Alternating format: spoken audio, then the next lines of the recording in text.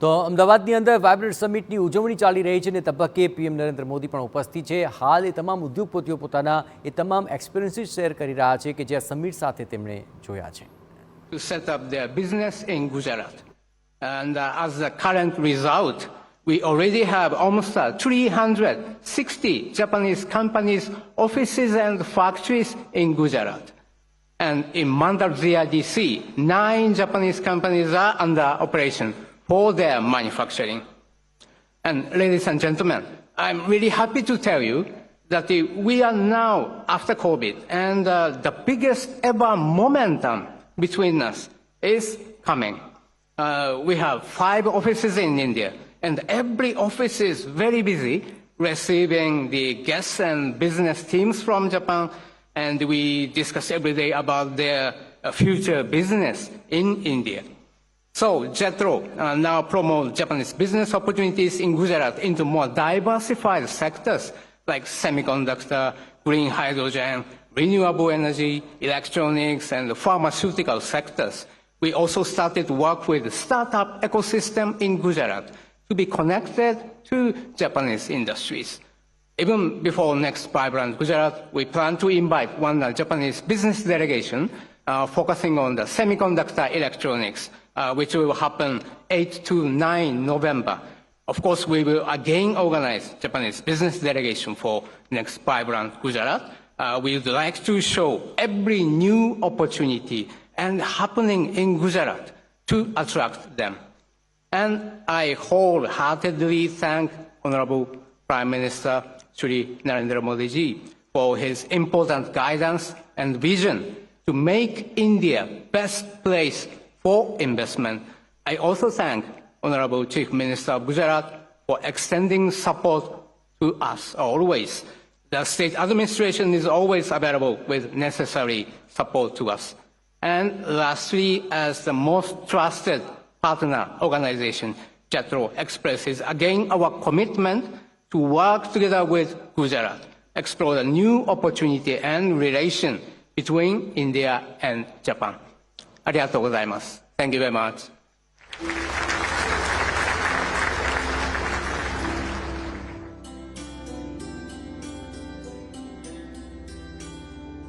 Thank you very much, sir. We would now like to invite Mr. Lakshmi Mittal, Executive Chairman, ArcelorMittal.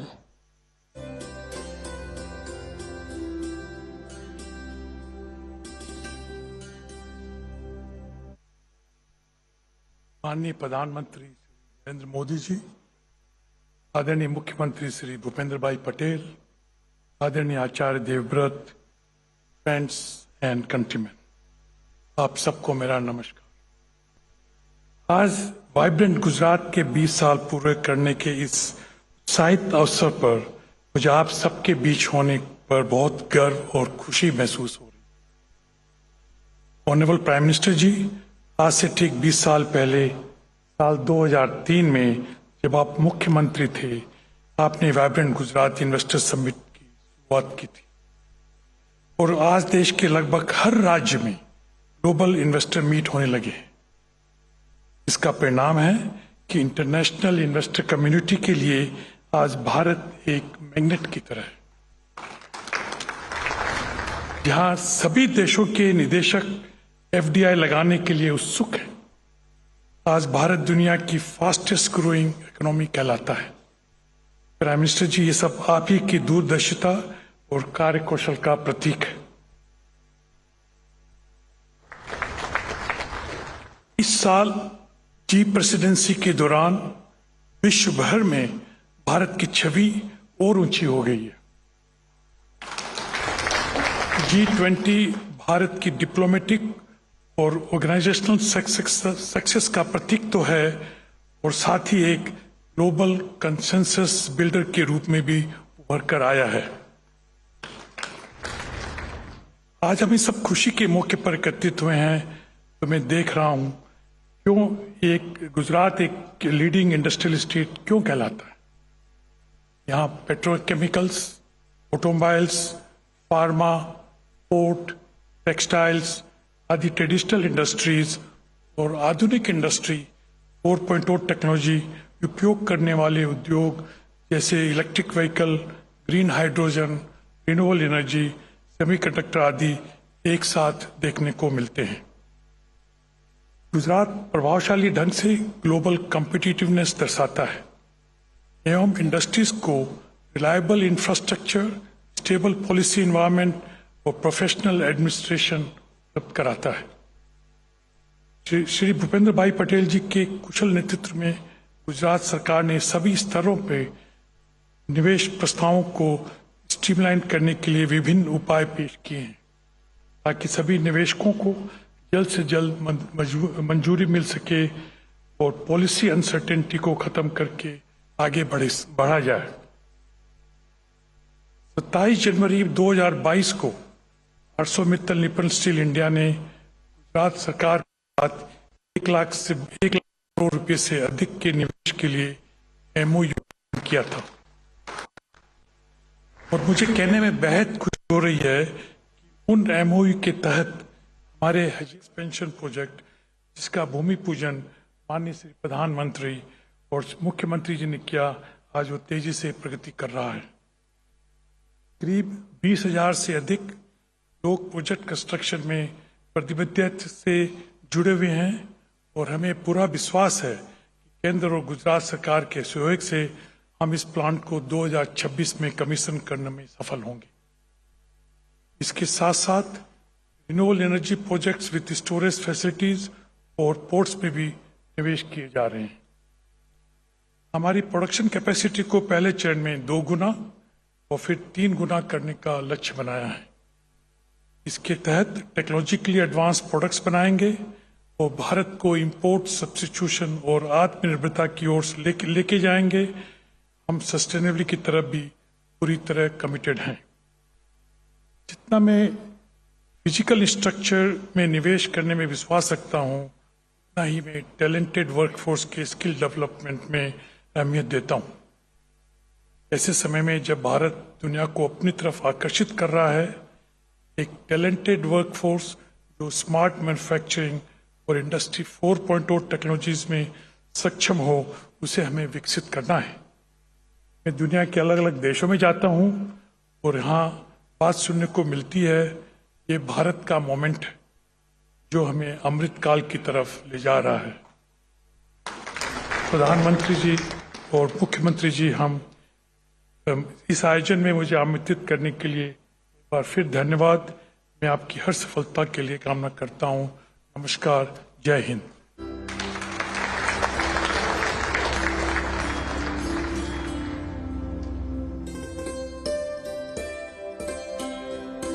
Thank you very much, sir.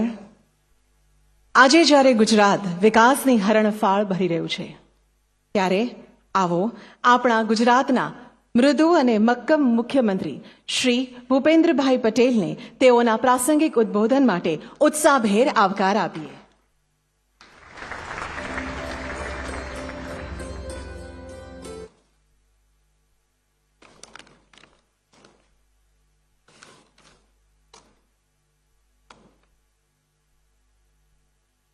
राज्य सरकार द्वारा आयोजित वाइब्रન્ટ Gujarat global summit 20 વર્ષની સફળતાપૂર્વક ઉજવણી પ્રસંગે આપણી સૌની સાથે મંચ ઉપર ઉપસ્થિત વૈશ્વિક નેતા અને વાઇબ્રન્ટ ગુજરાત સમિટના પ્રેરણા સ્ત્રોત આદરણીય વડાપ્રધાન શ્રીમાન નરેન્દ્રભાઈ મોદી સાહેબ,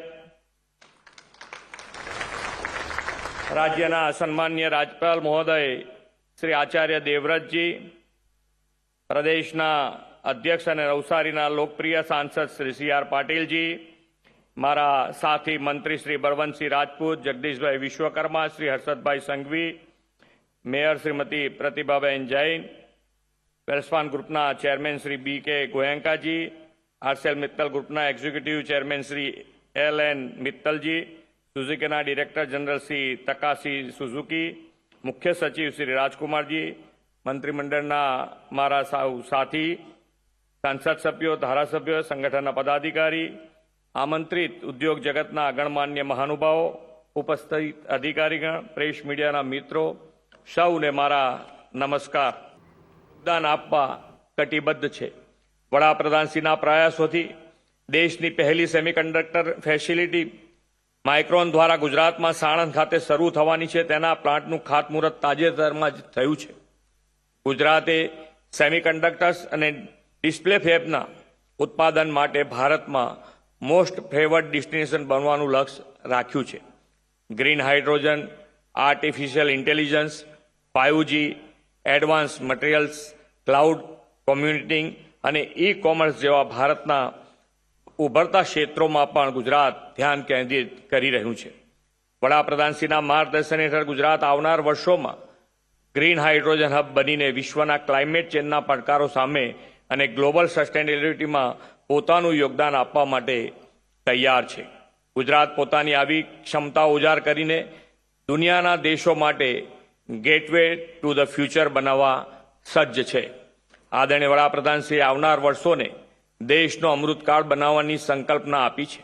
આ અમૃતકાળમાં ગેટવે ટુ ધી ફ્યુચરની થીમ સાથે જોડાઈ રહેલી વાયબ્રન્ટ ગુજરાત સમિટ 2024ની 10મી કડી આપ સૌની સક્રિય ભાગીદારીથી વિકસિત ભારતના નિર્માણ માટેનું દિશાદર્શક પ્લેટફોર્મ બનશે તેવા વિશ્વાસ સાથે વિરમું છું.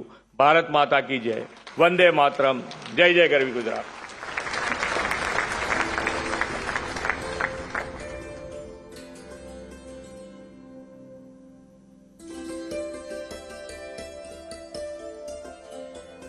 माननीय मुख्यमंत्री श्री, आपना उत्साहपूर्ण शब्दों માટે આપનો ખૂબ ખૂબ આભાર માનીએ છીએ. जिनकी दूरदर्शिता से 2 दशक पहले वाइब्रेंट गुजरात अभियान की शुरुआत हुई थी, जिनकी अटूट प्रतिबद्धता के कारण वाइब्रेंट गुजरात सर्वांगी विकास का श्रेष्ठतम उदाहरण बना है. ऐसे हमारे माननीय सम्माननीय प्रधानमंत्री श्री नरेंद्र मोदी जी को आइए उनके प्रेरणादायी संबोधन के लिए तालियों के साथ विनम्र निवेदन करते हैं.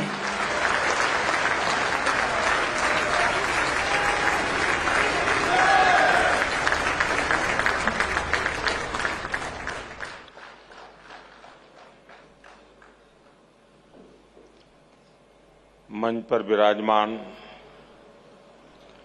गुजरात के राज्यपाल आचार्य देवव्रत जी, लोकप्रिय मुख्यमंत्री श्रीमान भूपेंद्र भाई पटेल, संसद में मेरे साथी श्रीमान CR पाटिल, गुजरात सरकार के मंत्रीगण, उद्योग जगत के सभी वरिष्ठ साथी, अन्य महानुभाव और यहां उपस्थित सभी मेरे परिवारजन,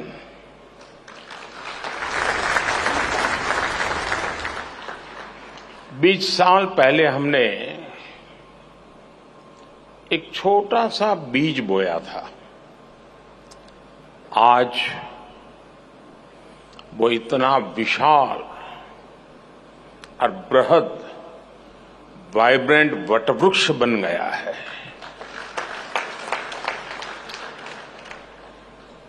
वाइब्रेंट गुजरात समिट के 20 साल पूरे होने पर आज आपके बीच आकर मुझे बेहद खुशी हो रही है. मुझे याद है बरसों पहले मैंने एक बार कहा था,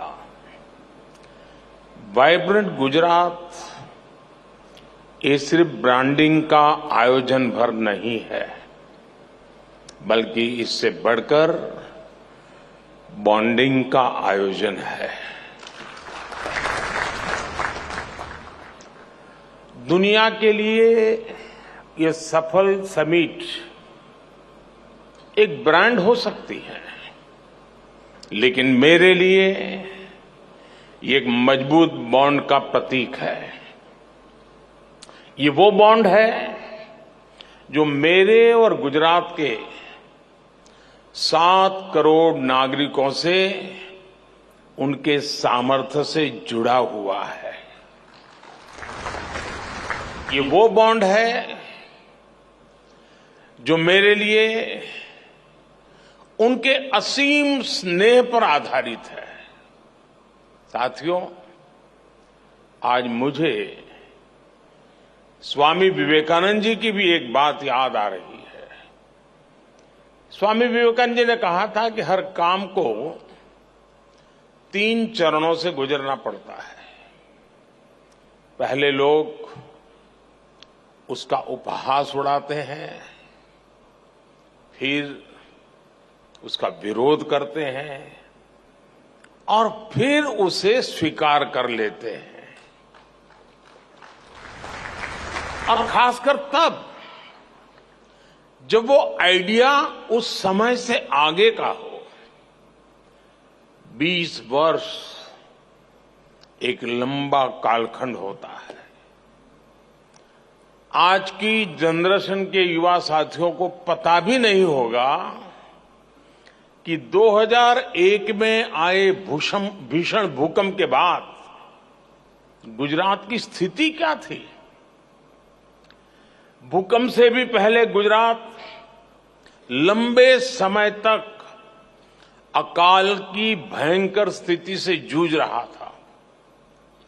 इसके बाद जो भूकंप आया उसमें हजारों लोगों की मौत हो गई, लाखों लोग इससे प्रभावित हुए, उन्हें अपना घर छोड़ना पड़ा।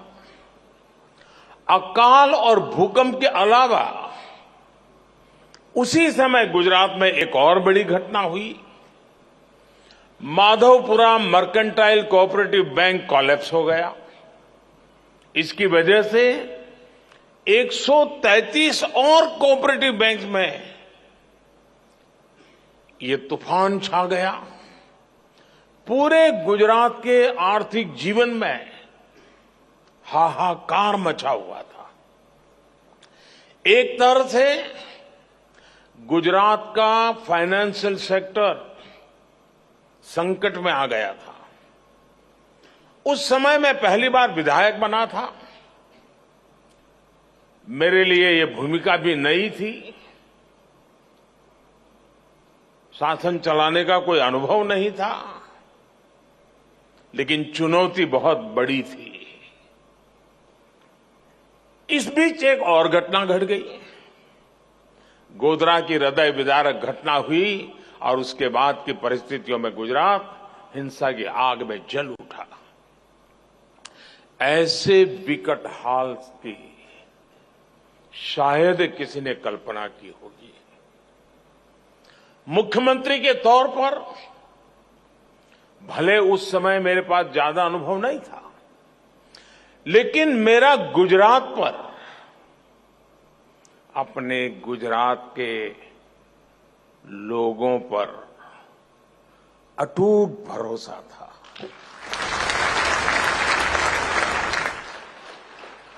हालांकि जो लोग एजेंडा लेकर चलते हैं वो उस समय भी घटनाओं का अपने तरीके से एनालिसिस करने में जुटे हुए थे। ये कहा गया कि गुजरात से युवा, गुजरात से उद्योग, गुजरात से व्यापारी सब बाहर चले जाएंगे, पलायन कर जाएंगे और गुजरात तो ऐसा बर्बाद होगा कि देश के लिए बहुत बड़ा बोझ बन जाएगा। दुनिया में गुजरात को बदनाम करने की साजिश रची गई। एक निराशा का माहौल खड़ा करने की कोशिश की गई। कहा गया कि गुजरात कभी भी अपने पैरों पर खड़ा नहीं हो पाएगा। उस संकट में भी मैंने संकल्प लिया कि चाहे परिस्थितियां जैसी भी हो, गुजरात को इससे बाहर निकाल के ही रहूंगा।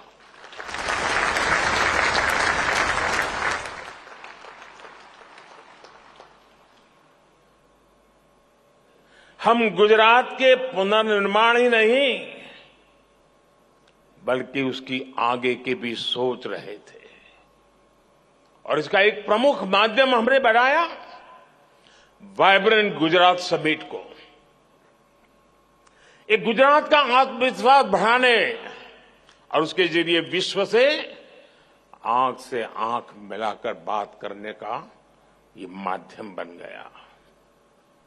ये गुजरात सरकार की निर्णय प्रक्रिया और फोकस अप्रोच को पूरी दुनिया को दिखाने का एक माध्यम बना।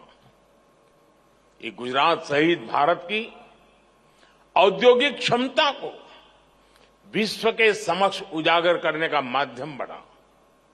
ये भारत में मौजूद अलग अलग सेक्टर्स की असीमित संभावनाओं को दिखाने का माध्यम बना। ये भारत के टैलेंट को देश के भीतर उपयोग करने का माध्यम बना। ये भारत की दिव्यता, भव्यता और सांस्कृतिक विरासत को विश्व को दिखाने का एक और माध्यम बन गया। हमने कितनी बारीकी से काम किया उसका उदाहरण वाइब्रेंट गुजरात की टाइमिंग भी है। हमने वाइब्रेंट गुजरात जब किया जब गुजरात में नवरात्रि और गरबे की धूम रहती है। हमने इसे गुजरात के औद्योगिक विकास का पर्व बना दिया। साथियों, आज मैं आप सभी को एक और बात याद दिलाना चाहता हूं। 20 साल हो रहे हैं। हर तरह की खट्टी मीठी बातें याद आना बहुत स्वाभाविक है। आज दुनिया वाइब्रेंट गुजरात की सफलता देख रही है। लेकिन वाइब्रेंट गुजरात का आयोजन ऐसे माहौल में किया गया जब तब की केंद्र सरकार भी गुजरात के विकास को लेकर बेरुखी दिखाती थी। मैंने हमेशा ही कहा है कि गुजरात के विकास से देश का विकास, लेकिन उस समय केंद्र सरकार चलाने वाले गुजरात के विकास को भी राजनीति से जोड़कर देखते थे। केंद्र सरकार के मंत्री तब वाइब्रेंट गुजरात समिट में आने से मना कर दिया करते थे। व्यक्तिगत रूप से तो मुझे बताते थे कि नहीं हम जरूर आएंगे। पता नहीं पीछे से डंडा चलता था, वो ना कर देते थे। सहयोग तो दूर की बात, वो रोड़े अटकाने में लगे रहते थे। विदेशी इन्वेस्टर्स को धमकाया जाता था कि गुजरात मत जाओ। इतना डराने के बाद भी विदेशी इन्वेस्टर्स गुजरात आए।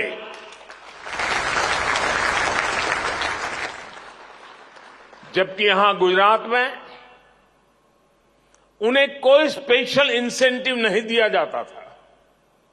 वो यहां आते थे क्योंकि उन्हें यहां good governance, fair governance, policy driven governance, equal system of growth और ट्रांसपेरेंट सरकार का अनुभव रोजमर्रा की जिंदगी में आता था।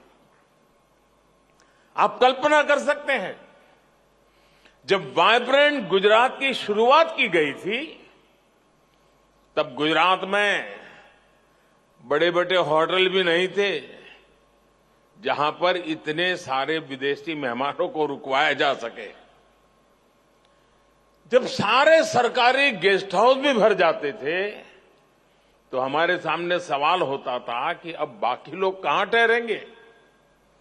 ऐसी स्थिति में बिजनेस हाउस को मैंने कहा, भाई जरा आपके कोई गेस्ट हाउस वगैरह है तो वो भी छोड़ दीजिए ताकि उनके काम आ जाए।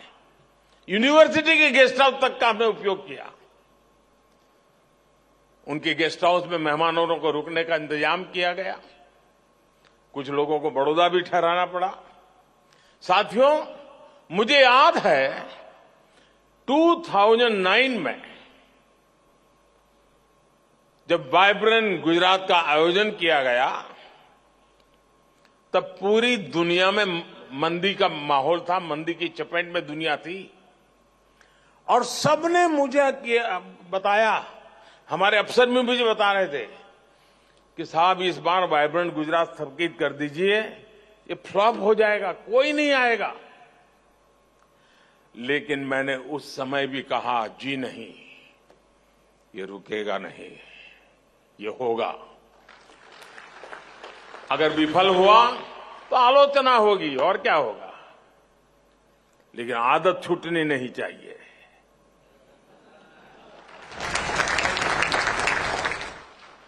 और तब भी वाइब्रेंट गुजरात समिट ने पूरा विश्व मंदी के दौर में था, लेकिन 2009 के वाइब्रेंट समिट में सफलता का एक और नया अध्याय जुड़ गया। साथियों, वाइब्रेंट गुजरात की सफलता इसकी विकास यात्रा से भी समझी जा सकती है। 2003 में इस समिट से कुछ 100 पार्टिसिपेंट्स और डेलीगेट जुड़े थे। बहुत छोटा सा कार्यक्रम था। आज 40,000 से ज्यादा पार्टिसिपेंट्स और डेलीगेट्स इस समिट में हिस्सा लेने के लिए आना शुरू हुए हैं। 2003 में इस समिट में सिर्फ गिनती भर देशों का पार्टिसिपेशन था। आज 135 देश इसमें पार्टिसिपेट करते हैं। 2003 में इस समिट की शुरुआत में 30 के आसपास एग्जीबिटर्स आए थे। अब 2000 से अधिक एग्जीबिटर्स इस समिट में आते हैं। साथियों, वाइब्रेंट गुजरात की सफलता के पीछे कई स्पेसिफिक रीजन्स हैं। इसकी सफलता में आइडिया, इमेजिनेशन और इम्प्लीमेंटेशन जैसे कोर एलिमेंट शामिल है। अगर मैं आइडिया की बात करूं तो वाइब्रेंट गुजरात एक ऐसा यूनिक कंसेप्ट था जिसके बारे में भारत में कम ही लोगों ने सुना था, लेकिन समय के साथ मिली सफलता से लोगों को इसका महत्व समझ आया। कुछ समय बाद दूसरे राज्यों ने भी अपनी तरह के बिजनेस एंड इन्वेस्टर समिट का आयोजन शुरू कर दिया। एक और अहम फैक्टर है इमेजिनेशन। हमने अलग तरह से सोचने का साहस दिखाया। हम उन दिनों प्रदेश के स्तर पर ही कुछ बहुत बड़ा सोच रहे थे, कुछ ऐसा जो देश के स्तर पर भी न हो पाया हो। हमने एक देश को अपना पार्टनर कंट्री बनाने का साहस दिखाया और डेवलप कंट्री को एक छोटा राज्य दुनिया के एक डेवलप कंट्री को पार्टनर कंट्री बना दे, ये सोच भी आज थोड़ा लगता है। उस समय जरा कल्पना कीजिए क्या हुआ होगा, लेकिन कर लिया। देश के किसी अकेले राज्य के लिए एक बहुत बड़ी बात थी। साथियों, आइडिया और इमेजिनेशन कितने भी अच्छे हो, लेकिन इनके लिए पूरे सिस्टम को मोबिलाइज करना और रिजल्ट डिलीवर करना बहुत महत्वपूर्ण है। एक ऐसा काम है जिसके लिए बड़ी प्लानिंग, कैपेसिटी बिल्डिंग में निवेश, हर डिटेल पर नजर और अथक परिश्रम की जरूरत होती है ताकि इस स्केल का आयोजन हो सके। मैंने पहले भी कहा है, सेम ऑफिसर्स, सेम रिसोर्सेज और सेम रेगुलेशंस के साथ हमने कुछ ऐसा किया जिसके बारे में कभी किसी ने सोचा नहीं था। साथियों, वाइब्रेंट गुजरात समिट की एक और पहचान नोट करने वाली है।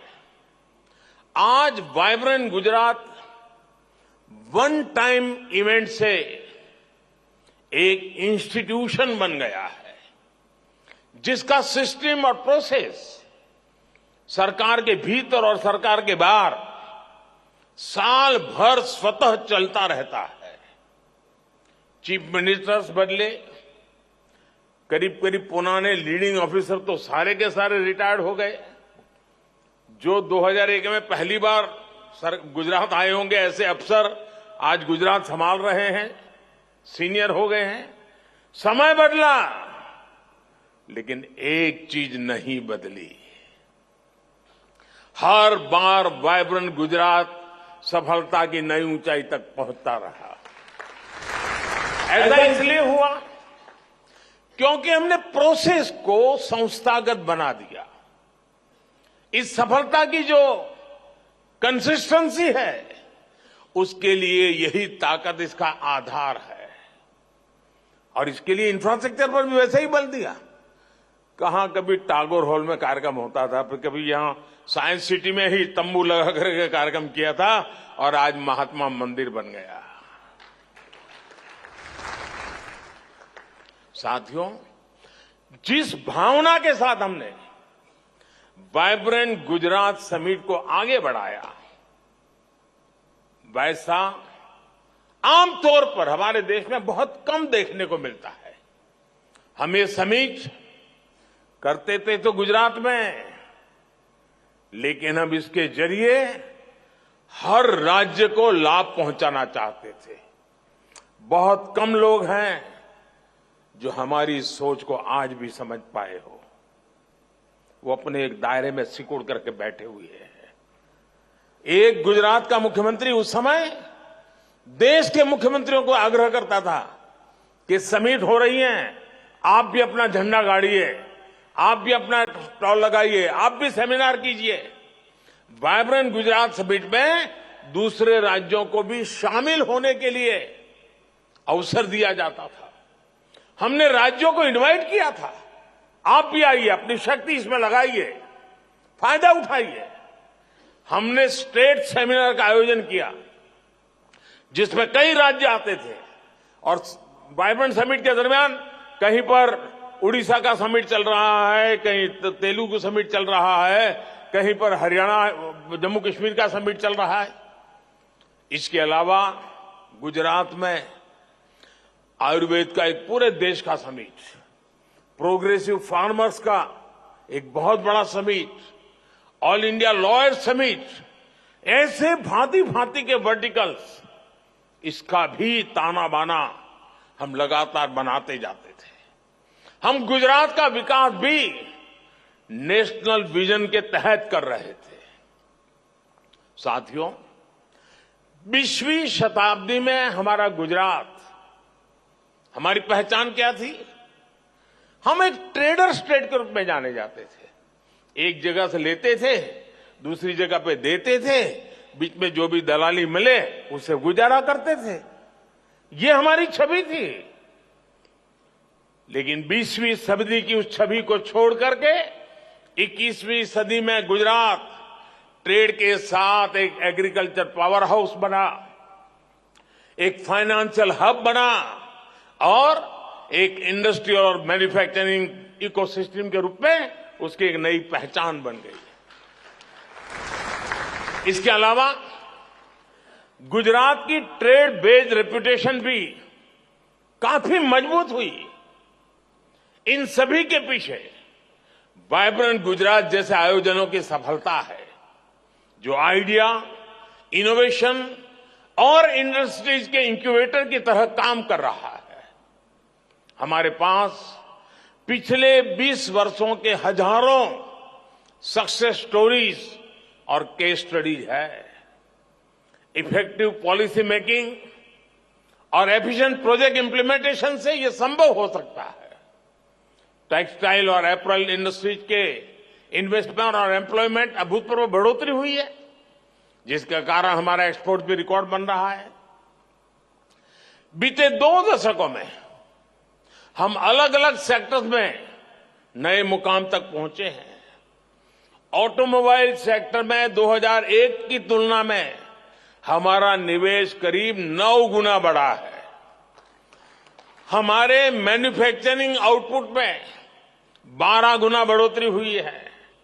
केमिकल सेक्टर में गुजरात देश और दुनिया की तमाम कंपनियों की पसंद बन गया है। आज भारत की डाइस एंड इंटरमीडिएट मैन्युफैक्चरिंग में गुजरात का योगदान करीब 75% है।